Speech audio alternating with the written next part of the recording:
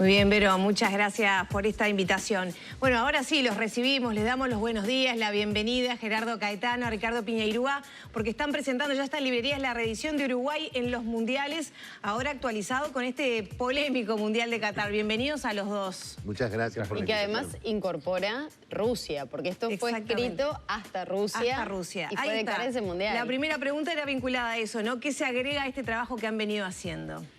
Bueno, por un lado incorpora el análisis del Mundial de Rusia.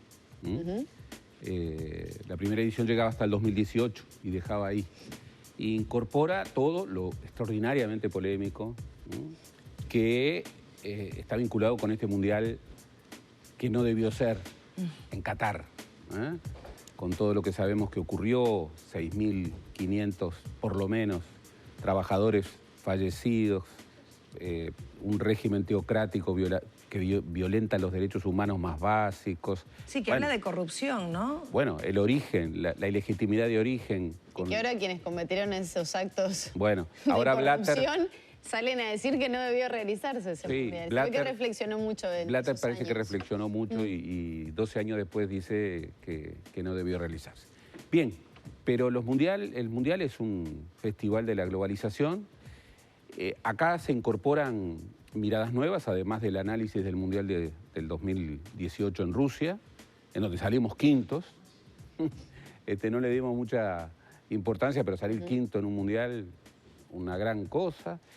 Se incorpora semblanzas digamos, de la barra nueva del equipo, con jugadores con mucha proyección, Valverde, Bentancur y otros.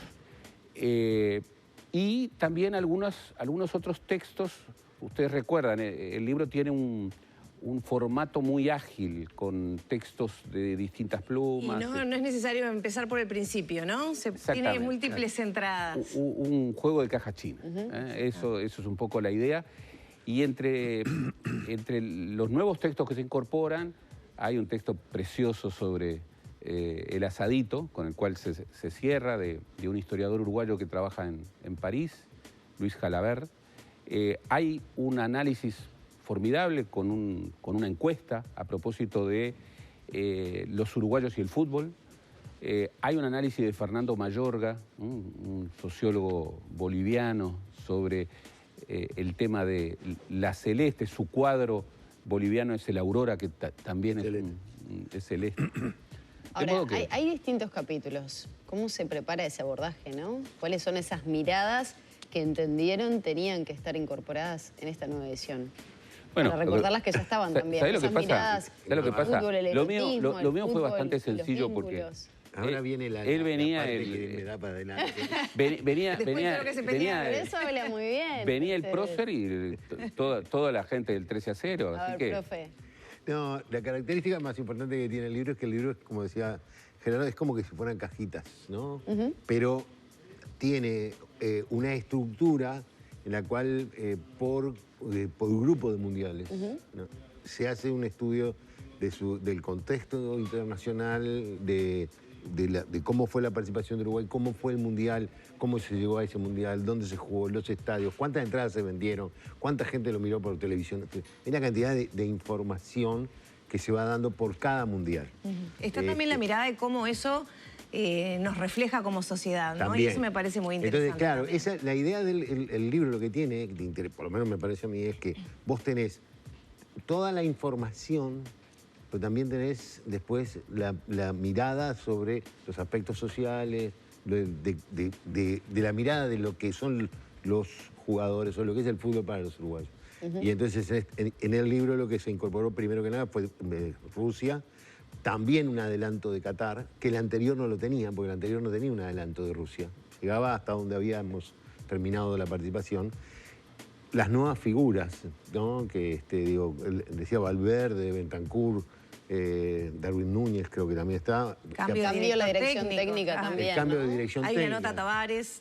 Hay una nota a Tavares y hay un perfil de Alonso, porque no pudimos entrevistar a Alonso. ¿No? No. Y no porque no nos concedió una entrevista personal. Digo, podíamos haber ido a alguna conferencia de prensa, pero para este libro lo que nosotros necesitábamos era una entrevista. El libro anterior tenía una entrevista muy larga y muy interesante, por lo menos desde la perspectiva de quienes la hicimos, pero también recogimos esa visión de los lectores.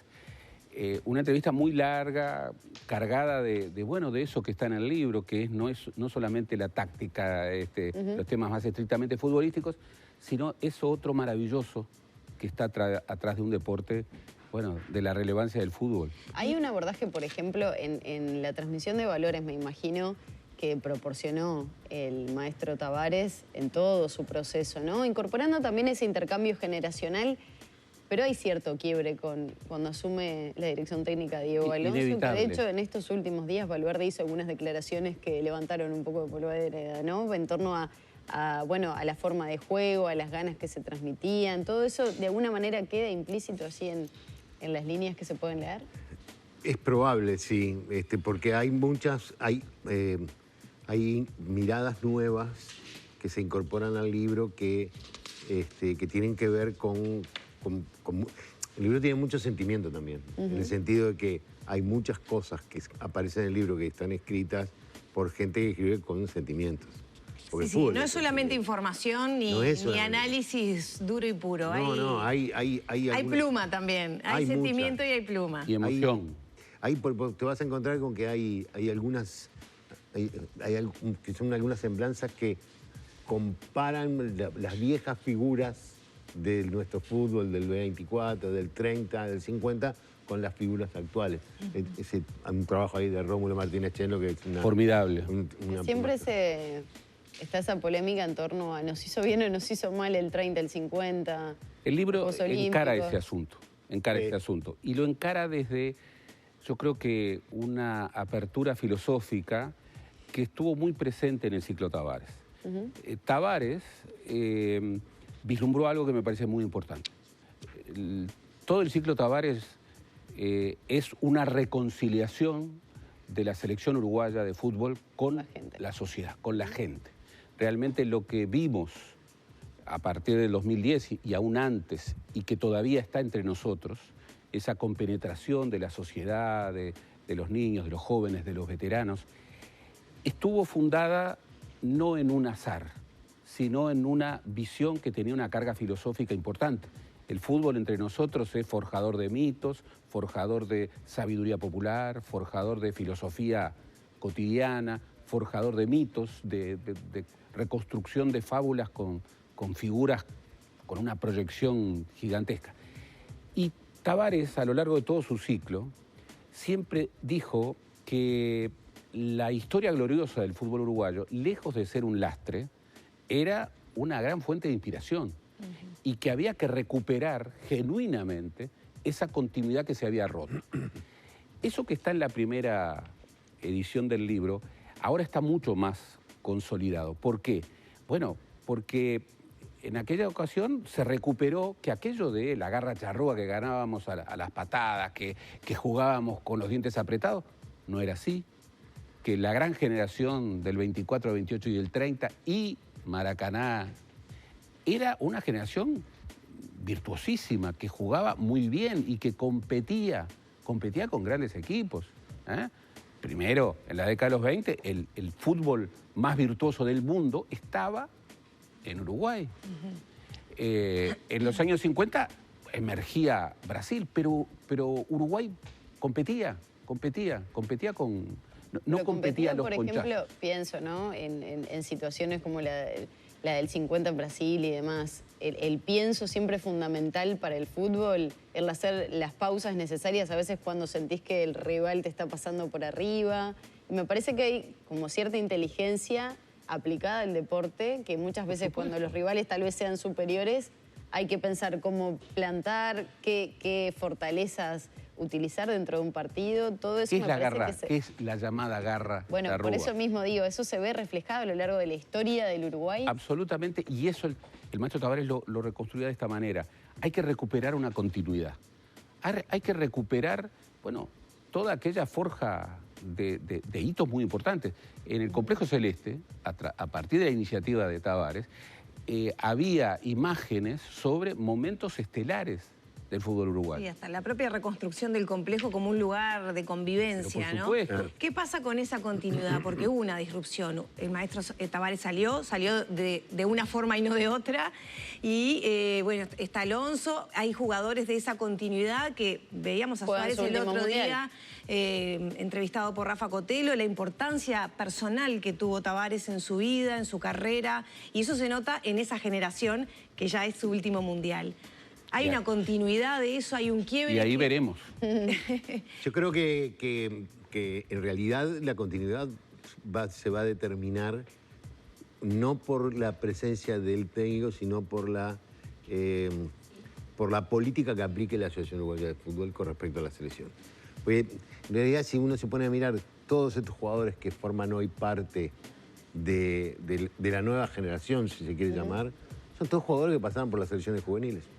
Pasaron por la sub-15, la sub-17, la sub-20, en todo el proceso de selecciones que termina poniéndolos en la selección mayor. Todos ellos en algún momento tuvieron contacto con Tavares, pero más allá del contacto con Tavares, el tema es que ese proceso se continúe, porque esa es la continuidad histórica, que era lo que había pasado, que decía Gerardo, que en un momento determinado se rompió el vínculo entre aquellos que habían sido campeones de América, que habían ido a los campeonatos del mundo, y los nuevos. Quedó un espacio... Entre el 95 y el Te diría que, quizás te lo diría... Entre capaz. Que asume, ¿cuándo asume Tavares? ¿2003, 2004? Tavares en su última etapa es en el 2006 que asume. No, perdón. yo me refiero quizás antes, ¿no? Entre el 60 y el... Claro.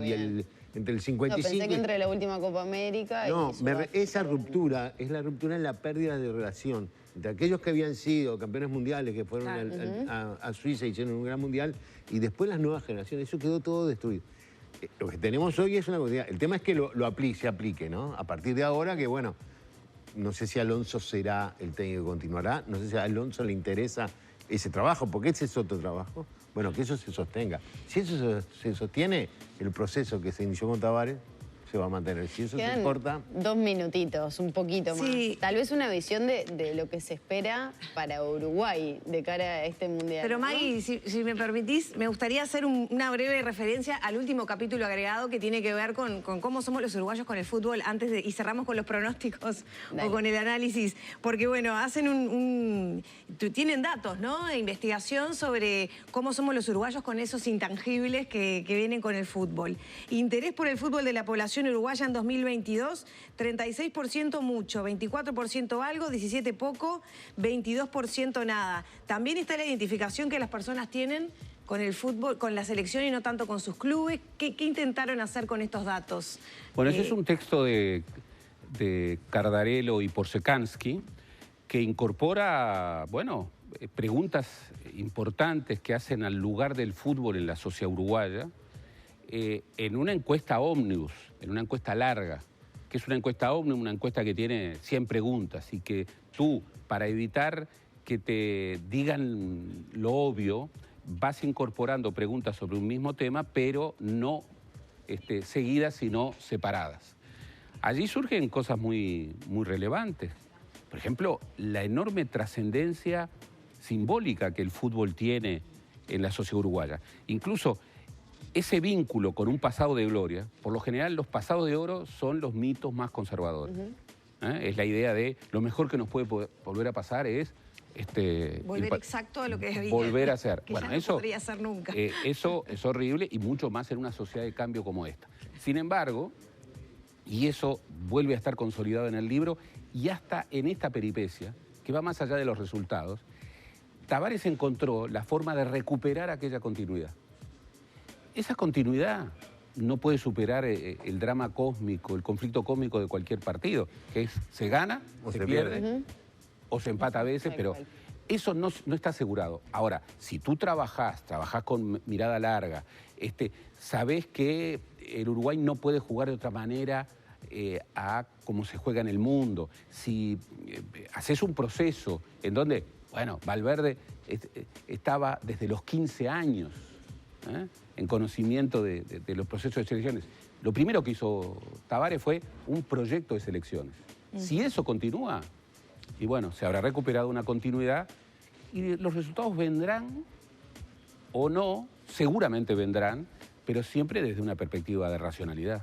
Bueno, vamos con los resultados que vendrán. No, rapidito, pues ya nos tenemos que despedir. ¿Cómo veías Uruguay? Yo lo veo bien. Creo que es un grupo que es difícil porque es muy parejo, pero bueno, en esa cosa de ser parejo, son rivales a los que Uruguay les ha ganado. Uruguay tiene mucho potencial futbolístico. Hay que ver cómo responde la ofensiva de Uruguay ya con Suárez y con Cavani en otra etapa. Pero claro, es muy difícil ganar el grupo porque Portugal es un gran candidato y si no ganas el grupo es casi seguro que te cruces con Brasil, que creo que es el gran candidato a ganar el campeonato del mundo. Pero bueno, a ver, planteemos no. La racionalidad debería ser, Uruguay tiene que ir a los campeonatos del mundo, eso es lo más importante por el peso que el campeonato del mundo tiene. La otra, hay que pasar de grupo. Ya después... Bueno, se verá. Ya después, ya es mucho. Muchas gracias. Muchas gracias a los dos. Gracias. Uruguay en los mundiales es la nueva edición entonces de Caetano, de Piñeirúa, con todo el equipo también de 13-0. Hoy en la noche en las librerías es una buena opción para recorrer sus páginas y por qué no llevarse este regalo a casa. Cerramos por aquí la charla, ya son las 10 de la mañana, 14 minutos.